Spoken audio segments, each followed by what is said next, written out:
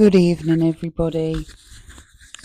I'm coming on here in support of all the domestic violence victims out there and how you will become a survivor and have the freedom from this. The first step is to leave, as scary as that is. There's never a first and last time, and that's so sad. But maybe through this media, YouTube, maybe we can change this to the first time is the last time. It often starts with mental abuse, putting you down, making you feel like you're dependent on them controlling you. You can't see your friends, even your family. They subtly.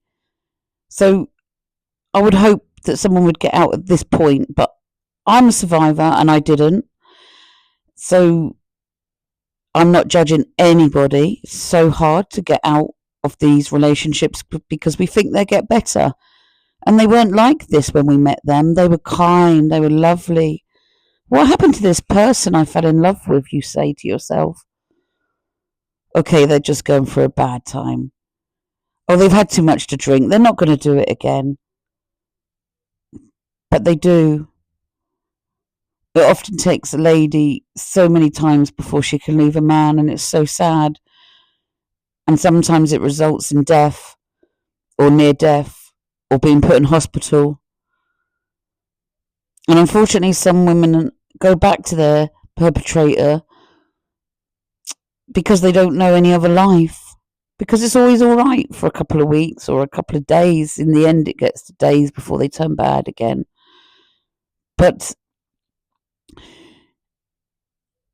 I just want to give hope to everybody out there that there is help. There is women's refuges where you can get away to a safe place.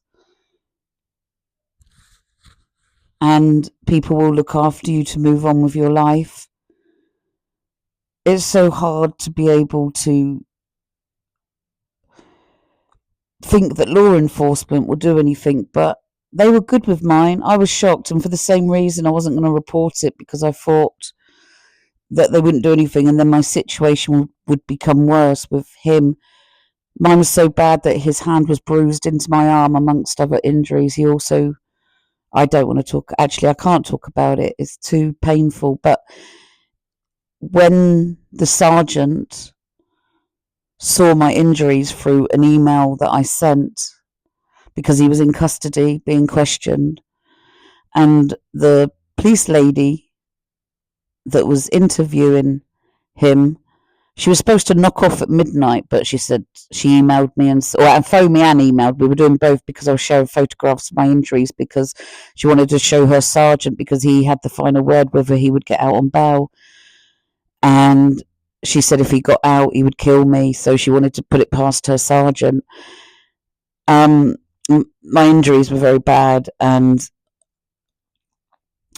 the lady said, she was really funny. She was Scottish. She had such a great sense of humour.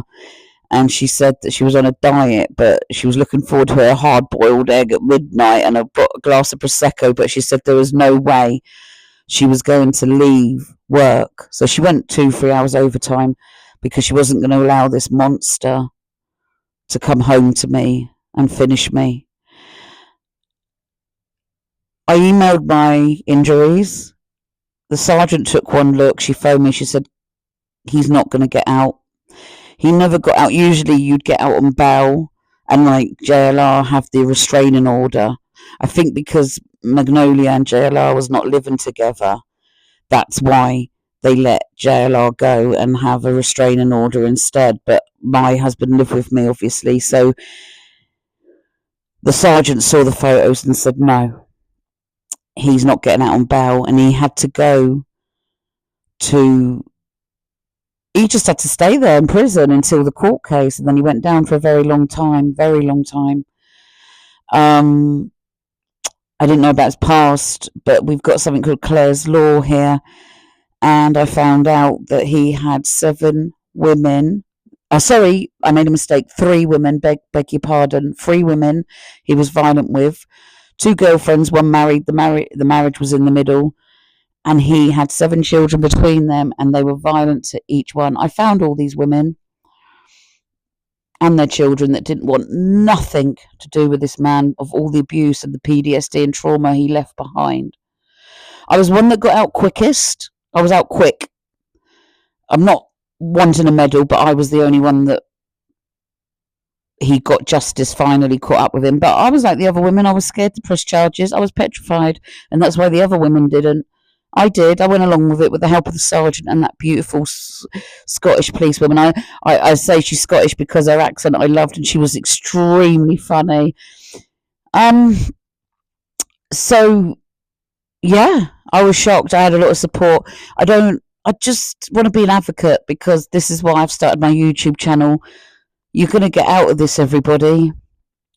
You've got to report it, and you've got to get to friends, family, a safe place, or a woman's refuge. There is help out there. JLR, you're going to be remembered for a lot of this now. This is going to be your ending story on YouTube as a woman beater.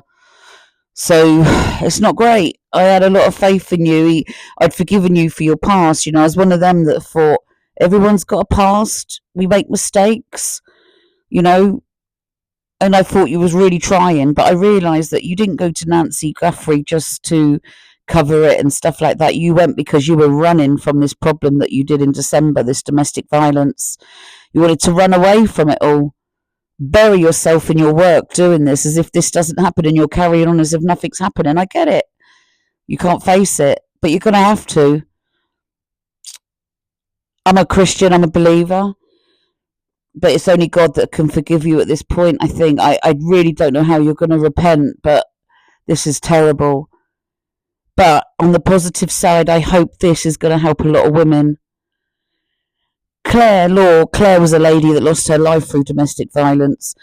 I'm hoping that this is going to bring Magnolia's Law in America for all survivors of domestic violence and all victims that are going through it presently. I pray you come out the other end and survive this. God love you all, and please seek the help. There is help out there. God bless you.